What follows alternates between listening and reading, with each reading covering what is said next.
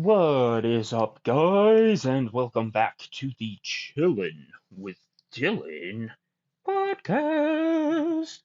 You're chilling with your host Dylan today, and right now I'm just chilling in my room. Uh, just got back from a little smoky doke sesh. Um, took a nice shower, getting some self-care in right now after kind of a long uh weekend, even though I worked both of the two crazy days and then had what felt like a weekend. And now I have my actual weekend, which I'm also just working for, but whatever. I'm loving all of it, but yeah, I just kind of figured I would make an episode uh, in here in my room because I have a couple episodes that I have already recorded, but I was outside and I did it on my phone.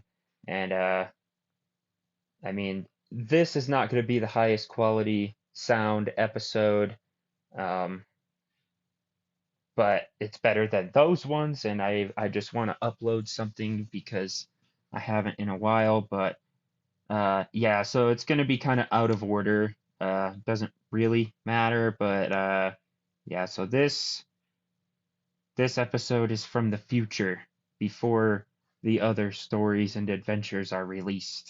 Uh, so you're in for a surprise. But anyway, I kind of just wanted to talk about this weekend that I had in Vegas, uh, which I don't know. I was just in the shower and I was like, oh, that would be kind of cool to make an episode about that, and call the episode Mysticism in Vegas or something like that. Because there's a lot of very kind of like magical synchronicities that happened, and I learned a lot. Like it was a very fun time. Probably the best time I've had in Vegas, like ever. Um, and it's just really cool because I've been on this path of like really just fully expressing myself, path of least resistance, and using my imagination to, keep me happy and satisfied and not in a state of needing anything to enjoy the moment fully. Um, and with that mindset, like in Vegas, just really was like super interesting. So I guess I'll just start from the beginning of the Vegas trip. It was me, my friend Bailey, my friend Gavin, and my friend Amy. Um, we all, yeah, obviously went out to Vegas. Took We drove to St. George to a shuttle stop, and then took the shuttle to the Vegas airport, which was, just a chill ride. Like, I mean, there wasn't much to it. Like, it was just a nice car ride, and took a couple naps along the way, maybe, possibly. But I mean, right off the bat, when we got to Vegas, it got really interesting. So where do we start? Where do we start? Get dropped off at the airport, and then we just decided, fuck it, let's get an Uber instead of riding the bus to our hotel, because the hotel, that, I mean, that's like on the bus, that was like an hour ride. It was like a 20-minute Uber, so we're like, fuck it, let's do this. And we go to wait for the Uber, and just something lately that I've been kind of like contemplating on is like something I really want in my life is to be a dad. Uh, just because I didn't really have, the best dad growing up. Like he's an amazing person, just does a lot of dumb shit, whatever. So all my life I've wanted like, to be what I didn't have growing up. And so I've been like contemplating on like, I'm the best dad ever, like, and it kind of like growing that part of myself. And so we're waiting for the Uber, and all of a sudden this guy like comes up and asks, I don't remember what he asked. He asked if we knew where something was or something, but I ended up like talking to him, and he like just started making a bunch of dad jokes. I said something to him because I liked his shirt. It said, "This is not a drill," and it was like a picture of a wrench or something stupid, you know? So I was like, "Oh, this guy probably got some dad jokes," and like, I just kind of assumed that, and then started talking to him, and then he just went off with the dad jokes. I mean, and like one after another, just belting them off like a bunch of jokes about clocks and just dumb shit. But that was like really interesting because, that's just something I've been contemplating on, and I love me a dad joke, so I'm always like trying to get more of them. And here comes this guy, and just like, it makes you think, like, if you weren't like pondering on that, like maybe you wouldn't run into that guy. Like if I was in some weird state of mind or something, like I could have totally not even said anything to that guy and not gained all of those dad jokes so that I could be the best dad ever. Um, but yeah, it was perfect too because he as soon as he kind of like took off, like our Uber arrived, and then we get into the Uber, and I always like to sit in the front seat of Ubers because I like to talk to the driver and, you know, get to know him, or at least, if they don't want to talk, then I get to enjoy a silent ride in shotgun, you know? So it's a win-win. And so I like get in the Uber, and uh I'm in the front seat, and it's this like pretty big dude, like muscular, and I noticed that he is speaking or like listening to like a Brazilian podcast or something. So it's like in Portuguese, and I am learning Portuguese so that I can go to Brazil and all that. And I just said, "Oh, você fala Português? Like, do you speak Portuguese?" And as soon as you do that to with somebody that speaks Portuguese, especially Brazilians, they will immediately, you know, be very excited about that, which I love. I love that so much. I feel like we don't do that here in America. If somebody comes up and speaks English, most people are like, "Oh, that's just like obviously if you're going to another country, you should blah blah blah." But I don't know, whatever. But anyway, we get to talking to this guy uh, as he's driving us to our hotel, and like, yeah, he's telling us like his life story, why he's living out in Vegas, why he moved from Brazil, all this, all that. Really cool guy, Marcon. If you're out there listening, you're an awesome Uber driver, dude, and you're pretty dope. Um, But yeah, I got to a point where I was like, "Oh, dude, let me add you on Instagram so that I can, next time I'm in Vegas, maybe we could link up, uh, and I could bring some of my Brazilian friends." And he's like, "Yeah, sure, sure, sure," and put like had told me his Instagram name. I put it in, and I see like that it says he's following my friends from the Ponderosa, uh, that are from Brazil. So it was like, what the fuck, dude? Like, small world. Like, out of everybody, we weren't even planning to do an Uber at first. We were gonna just ride the bus. But then after being on a shuttle for so long to get to Vegas, uh, we just wanted to get to our hotel. Uh, but yeah, ended up taking a picture with the dude, got his Instagram, super cool guy. And from that point, we went on to the hotel, which was we stayed at the El Cortez, which is like right down the street from the Fremont Street Experience. Amazing stay. I actually got recommended that hotel by a guest at the restaurant when I was working. Um, I was trying to, have a really well organized, fun, um, like Vegas trip, but not like blow the bank. So I was asking guests that were from Vegas, like where the best places are to stay, and that was recommended, and it was just perfect, perfect hotel, dude. Uh,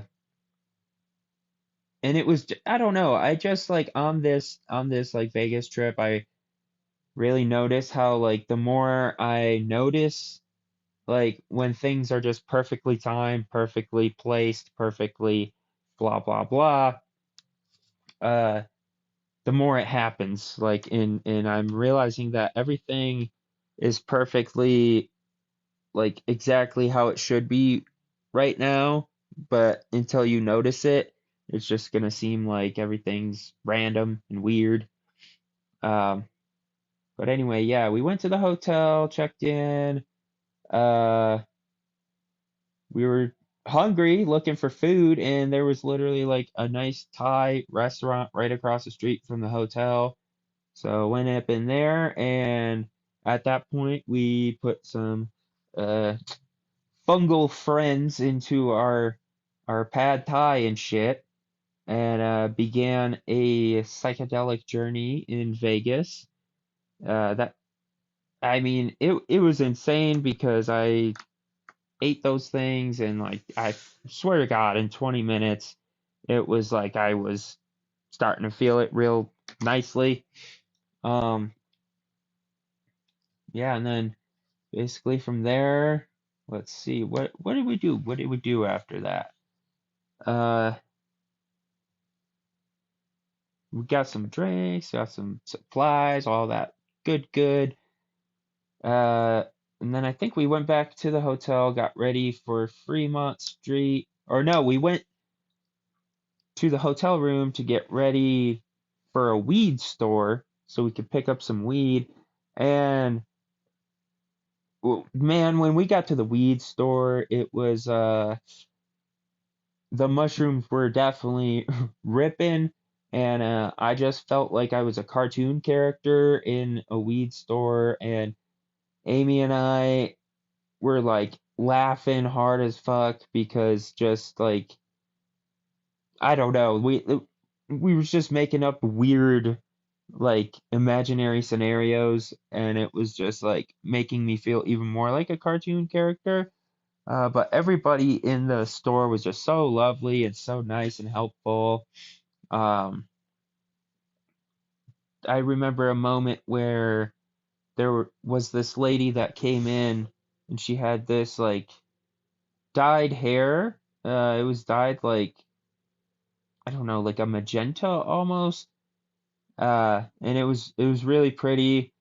And yeah, Amy said she liked her hair, and that it turns out it was the lady's birthday, so we like were able to like tell her happy birthday and all this stuff. And uh yeah, I don't know, it just felt like the whole time on this adventure it was like we were just perfectly placed for like interesting and fun things to happen. Let's see. uh I remember having a moment too. I mean, the shrooms were like really hitting, but I was like, we had been walking for a minute to get back to Fremont Street, I think. Yeah, we were trying to get back to Fremont Street after the weed store. Uh, and I think we were all kind of like tired from walking and the mushrooms hitting and all that stuff. So we ended up going back to the hotel, but before that, I was walking a little bit ahead and just like thinking and observing everything as I was walking around, and the lights started to come into view like from the all the attractions and hotels and stuff. And I had a moment where like I just like I don't know, just everything like was so clear and made sense. Like I understood how like your inner like self is just as real as yourself in this world, and they're not separate, and that like you don't need to, but like you can just express yourself. Like all those things in you that you want to do don't have to stay in you. Like you could just do those things. Um, and it's okay. Like, it doesn't matter how it goes. Like if you know that it's something that you really want to do, and you know that it's like not gonna fuck with nobody or like hurt you, like why not? Why not? Uh, and I just got this like feeling of just absolute freedom, and like I felt like I was my own like God, basically. Like I tell myself what to do. Like no one and nothing else does. I determine my expression in this world, and everyone else determines their expression. And like just as I have to deal with like not deal with, but like I just have to accept how you are, because I can't change you and I don't want to. Like you are you, and I realize that like that it's fine for me to do that too, to just express myself, and it's not up to me if you accept it or not, but as long as I'm accepting myself, you have to accept me how I am, like you don't have to like me, but I'm here and this is how I am, so, deal with it. And like, yeah, that just made me feel very powerful, like over my own life. Uh, and yeah, that was a very profound moment, like, in Vegas of all places. Like, I mean, I don't know. It just made me feel very good though. Uh, yeah, but anyway, went back to the hotel room, and I think we were all like tripping pretty good. Uh, it was just funny. We were like watching nature documentaries, and I just like for a minute I was like, bro, what are we doing? We were just like we because we work and live near a national park, near all this nature, and we could have just stayed in nature, but here we are in Vegas watching nature documentaries in a hotel room. Like there's nothing wrong with that at all, but it just like it just made me laugh. It's like just a funny situation. Uh yeah, and then we kept hearing this I don't know, it sounded like sorry, I had to take a sip of beer. It sounded like just something banging on something a lot, or like somebody like pounding on a door. And it was just going like all night long. Like not all night, but from the time we got to the hotel room at like 7 or 8, and then up until like later on in the night, it was just like, what the fuck is that noise, dude? And we finally went out because we wanted to smoke a joint. So we finally went out to do that on like the balcony, and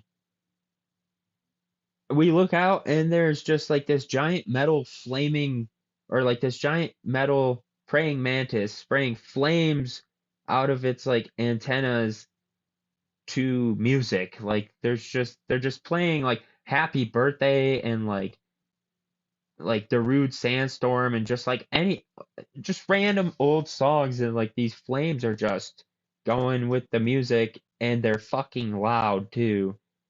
And yeah, that's like I just felt like I wasn't even real.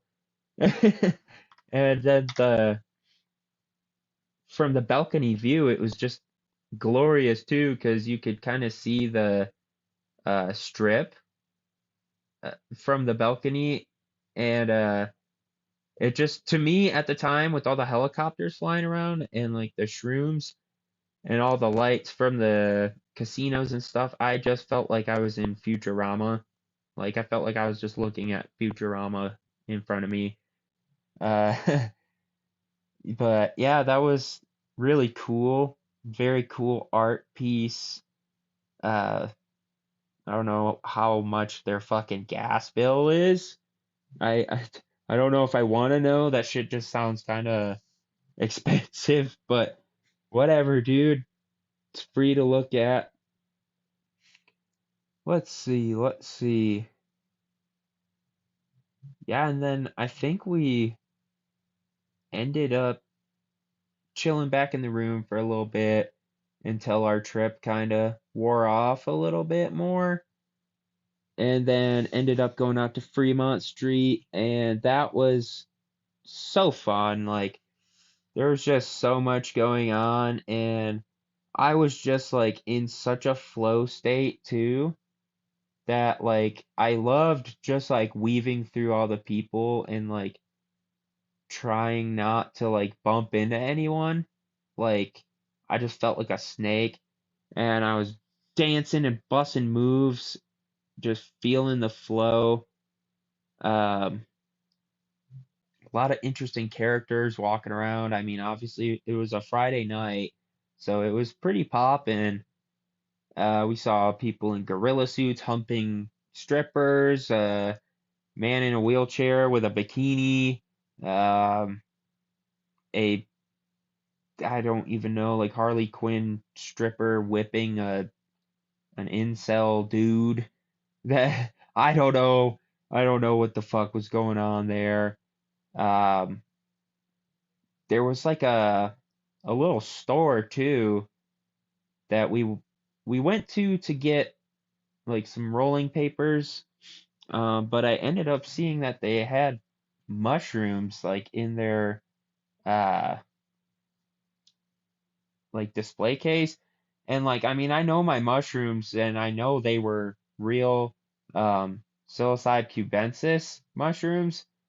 Uh and I was like, what the fuck? Like let me guess some of these. And I just got an eighth of them, but like yeah, we bought shrooms from a store and ate them that night, like right after, obviously. But it was just really funny because I remember like I don't know, I've just been like not anytime I like have a desire, I immediately imagine what it would be like if it was like real. And I just like kind of satisfy that like craving within and then just kind of forget about it because like if your desire was fulfilled, like you got what you wanted, you just wouldn't really think about it anymore. And if you did, it would just be like in a way that you would if you had what you wanted. So like I remember being like, man, fuck, I wish I had more mushrooms for this, night in Vegas. Um, and obviously, like I was like, I don't know where to get any or anything, but I just imagined like munching down on some more mushrooms, and yeah, it wasn't even my choice to go in the store either. It was Gavin's to just go in and get some papers and stuff. And this is like I don't know. It's just kind of crazy because it's like I'm realizing that when you imagine something, like it's not fake. Like it's something that is real and it's happening now. And it's like time is not real. There's only this present moment and everything happens now. So like when you imagine, you're just like seeing something that is also happening now, but just not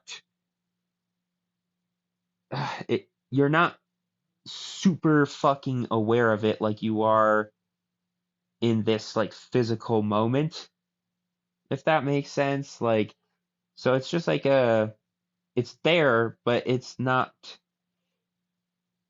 physical yet. And what I'm noticing is like when you experience something like in your imagination, like, and you believe in it, like you believe in the reality of it, like you're just like, oh yeah, that's, that exists. Like I'm seeing something that actually is real. Uh, but it's just beyond the physical. Um, like when you do that, like you will just not like, and you just go forward with your life as if like, like just naturally, like you just go with the flow of what's happening, but you just go on knowing that like, oh yeah, that's real. I don't need to worry about, I don't need to ask questions about if this shit is legit or not. Like I just know. And yeah, like your friend will ask like, "Hey, do you want to go in this store?" And you'll just be like, "Yeah, why not? Sure." Just say, "Yeah, whatever." And then you go in there and he gets his thing, which is the papers, and then you notice, "Oh shit, there's the mushrooms that I was hoping to have more of tonight." And yeah, I don't know. So you got to be like super extremely conscious and aware of what you are doing in your imagination. But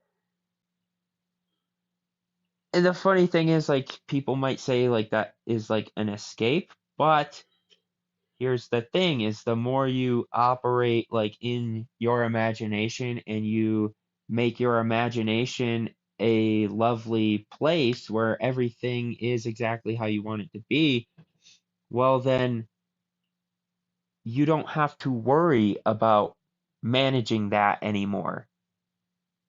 And you can just be in this moment and not want to escape it. Like I don't know. Like it the more I operate in my imagination and make it a lovely place to be, the more I am just like, dude, I have everything I want. I don't need anything. I don't need to do anything.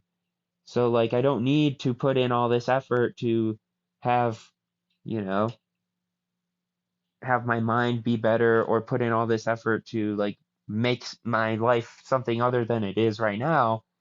I can just enjoy this like fully, and it's been making my days feel like they last an eternity, and it's so much happens, like just an abundance of experiences.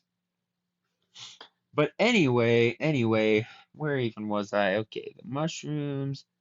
And then some more shit happened, but the next like cool part to me was we were walking down the street and saw like we were looking for a place to smoke some more weed, and I ended up seeing this like inflatable tube guy that was like flapping around like you'd see at the car dealerships and shit. And I was like, guys, let's go smoke over there. And basically I just jaywalked across the street to get to this thing, and everyone else went down the street a little bit to the crosswalk. Um, and I was gonna go sit over there, roll a joint, whatever. And as I walk up to the thing, the lady that's working there just comes up and takes it away. And I was really upset about it for a second, but I was like, oh, okay, whatever. And I started walking towards the crosswalk to meet up with my friends, tell them the bad news that we couldn't smoke by this floppy dude. And there's this dude walking across the street, and I just liked his shirt. So I was like, hey, man, I like your shirt. And he's like, oh, thanks, man. And I ended up being like, hey, dude, we're about to smoke some weed if you want to join us. And yeah, got talking to this guy, and he was just like super fucking cool. Um, like, hold up, fucking, yeah, he was just like super cool, super fun. He was from he was living in Vegas, like this was like his last week or something. And yeah, his name was Davis. So Mr. Davis, shout out to you out there, dude. Like, it was a pleasure to meet you, and I'm so glad that like that lady took away that floppy, uh, floppy thing that we were gonna smoke by. Um, but yeah, ended up chilling with him for like the night, and we had some really good conversations, and like we're I don't know, on some deep topics. For having just met each other and like being strangers, and uh, I ended up giving him some of the mushrooms, and uh, he gave me this bracelet, which I actually really fucking love it, dude. It has just like such a cool story behind it now, just like nice souvenir from this trip. Um, yeah, and then we had like a couple different people join us. I remember after we had kind of split up from like most of the people that like I didn't go like come with, uh we're walking back to the hotel, and I bump into these like skater kids, and I was like so bummed because I didn't bring my skateboard there, and I really wanted to, but I just forgot it. And yeah, I saw them like smoking some weed, so I was like, oh fuck it, dude, I'll roll up a doobie for these kids, talk to them a little bit. And yeah, they lived in Vegas, or they still live in Vegas, go to school there, all that. They was 15, so I mean, sorry, I was smoking with some cool kids, but you know what? Y'all can't be ashamed, or y'all can't be mad. Y'all have done it at even younger ages than 15, so fuck off if you're trying to be a bitch about it. I mean, when I was 15, there was people my age helping me get cheap vodka and weed, so I mean, I'm just doing my part, paying back all the times that someone did it for me. But yeah, it was really cool because like I don't know, it felt like I was just with my younger self, basically. Uh, I don't know. I could see like a lot of myself in those kids. They seem to be pretty chill and good head on their shoulders, although they're smoking weed at 15. But who gives a fuck, dude? I started when I was 13, and I think I'm okay. I hope. Uh, yeah, and then after that, we went back to the hotel. Uh, ended up, let's see. I ended up taking a shower because I was sweaty as fuck. And everyone else was kind of just like chilling out, watching animal documentaries. Uh, and then while I was in the shower, I was listening to music, so I was like, you know what? Fuck it. I'm enjoying this music flow. I might just go on a walk by myself listening to music, and take in the night that we had. Also, before I forget, there was a part that was a little magical too, um, where we had gone in the elevator to go back up to the room. I think it was like right before this part that I was talking about. Um, but yeah, I guess after 9 o'clock you have to use a key card to use the elevator. And no one had told us that. We didn't know that. So like we closed the elevator and pushed the floor 5 that we needed to go to. And it just wouldn't go, and the doors were just closed, and we're like, oh fuck, are we stuck in here? And we someone ended up like opening the doors or something, and they came in, scanned the card, and pushed number 5 like exactly where we needed to go, and like they showed us like exactly what we needed to do. So it was like, I don't know, something simple, but it was just like, I don't know, that it felt like they were just angels coming to save us. It was pretty awesome.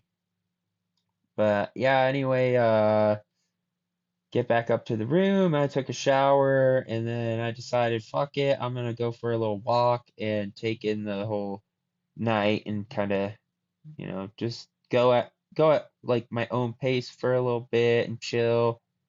And yeah, I was gonna like go and get a spontaneous tattoo, but then the tattoo shop was closed. I bumped into this like homeless dude on the ground named KB. Um, and I was just walking, and most of the time I feel like with like homeless people, if I have something, I'll give them something, but if I don't, like, I'll at least like tell them have a good day, whatever, and like something. But um, yeah, I started like telling him like that he matters, and life is good, and wherever he's at, he's got the power like to make it better. And I don't know, I feel like just even telling him that stuff like got him kind of emotional. And 'cause like I don't know, he like before I started saying that stuff, he was like, "Oh, what's up, man?" But then he got kind of like emotional, I feel like. And yeah, he like held out his cup and like asked if he could have some water.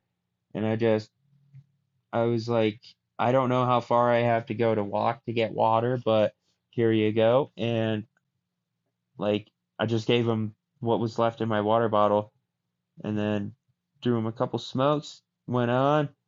Uh, he just like, I don't know. I love it because like you can just be impactful on people. Like I don't know what he was thinking of that whole situation, but I was just like, you know what, dude? If I was this guy, like I would love to, just have some random stranger like come up and, you know, tell me that I'm doing good and all this stuff. Like you gotta be what you want to see. And yeah, I don't know. I walked away just feeling like, dude, I I don't know. I just felt blessed. I realized like, I don't have much to complain about like ever, dude. Like, and I mean, even in that situation, it's like, dude, there's still good to be found, and like I just try to remind people of that as much as possible. But let's see. Yeah, we ended no, not we. It was just I at that point. Um yeah, when I left, I was sent on a mission. Like if I stopped somewhere for food, I would get people food. Uh and I did not realize how far the furthest like food place was. Like once I because I thought the strip was a lot closer, but I ended up walking like hella far, just getting lost in my music. And then all of a sudden, I'm like, fuck, I'm close enough to the strip that I can get food, but far enough that like I don't know, I was at the point of no return. I was like, fuck it, I gotta get food and water like now. So I need to just like send it the rest of the way to the first place I can get at the strip. And I ended up in this it was a hotel called Circus Circus, and it was pretty fucking cool looking. It had like it was like clowns and shit, like I don't know, and the whole place just felt like a I don't know, like a trip, dude. I kept getting like lost, like I was in one of the mirror houses or something, and it was like 4 in the morning at this point, so like it's not as poppin', and like it just felt like I was the only person in there for a little bit.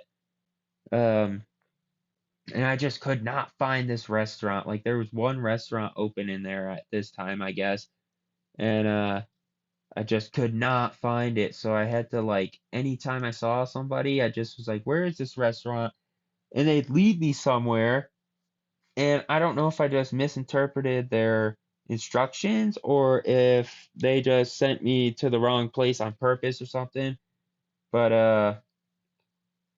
yeah, I it took me forever, and I had to talk to so many people, which was it was awesome though, because I love I love talking to people. So, um, yeah, I ended up finding the restaurant, got the pizza, rode the bus back to the hotel, and then kind of just fucking fell asleep. Uh, and then, yeah, next morning we got a shuttle, uh, back to St. George, and it was kind of like super close call because we thought that the shuttle picked us up at Terminal 3, but it actually picks up at Terminal 1. And I didn't realize that until literally 11 o'clock, which is when it was supposed to pick us up. But we ended up somehow just going, like, we just started walking to Terminal 1. Like, I'm not really that great with the directions in the airports and stuff, but like the signage is always kind of confusing. But we just like walked over to this area that had a shuttle that goes to Terminal 1, and they were just like about to take off. So we hopped on that. They brought us to Terminal 1, and I mean, by this time it's like almost 11:15, so we're like, fuck, they might have taken off. But pull up, first shuttle I see there is the Salt Lake Express, which is what we were taking. And yeah, the I guess like the driver guy got like confused about something, so like it just worked out that uh that happened so that we could get on and not be fucked and have to stay in Vegas forever. Um yeah, smooth ride home and everything, and then yeah, that was the Vegas trip from my perspective, and uh it was great, dude. One of the best trips I've had in Vegas. Obviously a lot more happened than what I could describe in this episode, but I figured it was an interesting night that like, you know, it I learned a lot from the experience and had a blast doing it. So I mean, yeah, I think that's a great spot to kind of end things at. Uh Mostly because my earbud thing is dying, so I don't want to like have audio go out or whatever. But yeah, I have a couple more episodes recorded already. I need to edit them up and all that before I put it out because I don't know. I'm starting to make this podcast like more of a I have a vision for it, and I want to yeah take it more seriously. So recording whenever I feel like I should and whenever the time is right for it, which feels more frequent lately. Um, yeah, so like I said, the next like two episodes I think that come out are gonna be like before this episode happens. So I mean, I don't know. But anyway, thank you for tuning in. You guys are all lovely, marvelous, fantastically epic, and skittlelicious motherfuckers out there. Um, until the next time we talk, I hope that you have a good time, whether it be a day, a month, a year. It's up to you, dude. But yeah, peace, love, and elbow grease, motherfuckers.